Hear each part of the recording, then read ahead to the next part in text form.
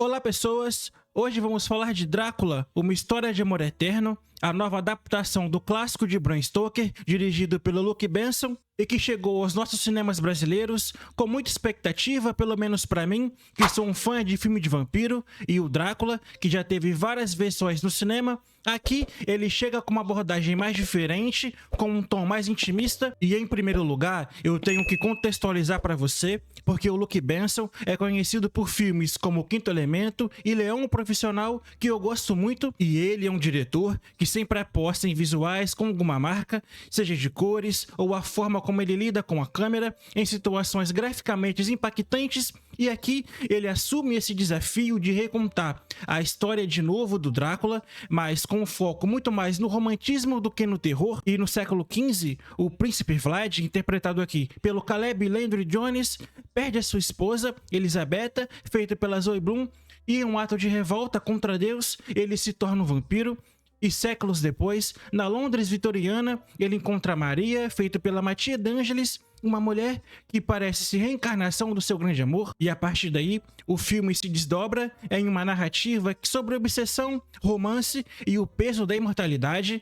E, sem dúvidas, o maior trunfo de Drácula, a história de amor eterno, é a sua estética. O diretor entrega um filme visualmente deslumbrante, com uma direção de arte que usa o gótico clássico como a sua principal ferramenta, e as sequências na Transilvânia, por exemplo, do século XV, têm uma atmosfera sombria, com castelos envoltos a uma névoa e uma paleta de cores frias que reforçam a melancolia do protagonista. Já as cenas em Londres e em Paris, na Belle Époque, são vibrantes, quase operísticas, com figurinos impecáveis e uma iluminação que destaca a dualidade entre a beleza do cenário e a escuridão da alma do Drácula. Já a fotografia é um espetáculo à parte, gente, com enquadramentos que parecem pinturas. É realmente tudo muito bonito e tudo muito bem feito aqui, mas se os olhos se encantam, talvez o coração nem sempre acompanha, porque o roteiro, que também é escrito pelo Benson, é onde a coisa começa a complicar um pouco, porque a ideia de transformar o Drácula em uma figura trágica e romântica não é nova. O Francis Ford Coppola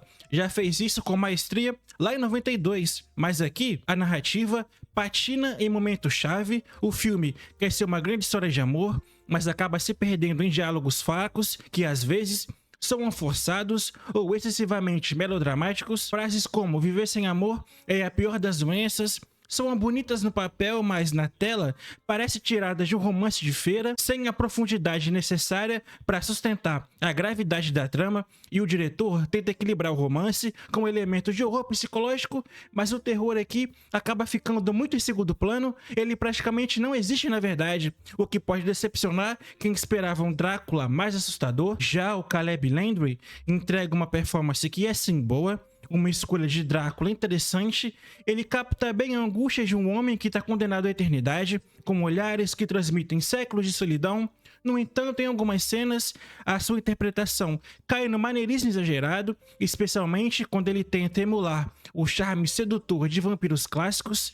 E a Matilda d'Angelis como Maria é o destaque do filme para mim. Ela traz uma mistura de delicadeza e força, criando uma personagem que não se deixa engolir pela presença desconfortável do Drácula. Já o Christopher Waltz, no papel de um padre que confronta o vampiro, é confiável como sempre. Ele é um grande ator, e o seu personagem funciona como um alívio cômico, competente e acrescentando camadas para a trama. E a trilha sonora merece um destaque à parte por criar uma partitura que é grandiosa e épica. As faixas acompanham a narrativa com cordas melancólicas e corais que evocam uma sensação de tragédia iminente.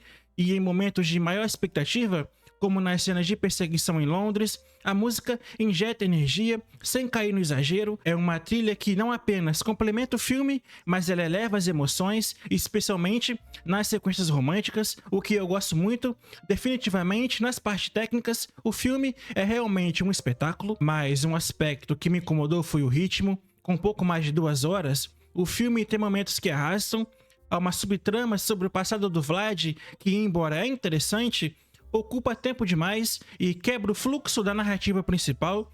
Se o filme tivesse uns 15 ou 20 minutos a menos, não teria feito diferença nenhuma para a trama. Além disso, o filme flerta em temas como a relação entre amor e obsessão, ou conflito entre fé e danação, mas nunca mergulha de verdade nessas questões. É como se o diretor quisesse tocar o coração do público, mas ficasse com medo de ir a fundo demais e alinear uma audiência mais mainstream. E outro ponto que vale a pena destacar é como o filme lida com o legado de Bram Stoker, porque ele toma liberdades criativas significativas, o que não é ruim. A ideia de situar parte da trama em Paris, por exemplo, traz uma novidade interessante, mas a escolha de minimizar temas clássicos como a Transilvânia ou a relação predatória do Drácula com as suas vítimas faz o filme parecer só mais uma fantasia romântica, e para quem é fã do livro ou de versões mais tradicionais, isso pode ser um problema, mas já por outro lado, essa abordagem do diretor é refrescante por tentar algo novo. Eu dou muito valor para isso. Eu adoro quando um diretor tem coragem de ousar em seus projetos e não entregar o óbvio só para agradar uma base de fãs. E a direção segura bem o filme nos trilhos. Ele tem um talento inegável para criar sequências memoráveis. Há uma cena, por exemplo, em que o Drácula observa Maria de longe em um baile, enquanto a câmera gira lentamente. É uma cena muito bonita, com elementos em cena muito interessantes, capturando o desejo sem falar nada. É o tipo de momento que fica na memória, mas ao mesmo tempo, o Benson parece tão apaixonado pela sua estética que às vezes esquece de dar substância para a história. O resultado é um filme que é mais bonito do que profundo, mais estiloso do que impactante. E para fazer uma análise, eu sempre tento equilibrar o que o filme quer ser com o que ele realmente entrega, e esse filme quer ser uma grande história de amor gótico, com toques de horror e uma estética única. Nesse sentido, ele cumpre boa parte da promessa, e as atuações, especialmente da De Angelis, e a direção visual são pontos mais fortes que fazem o filme valer a sessão.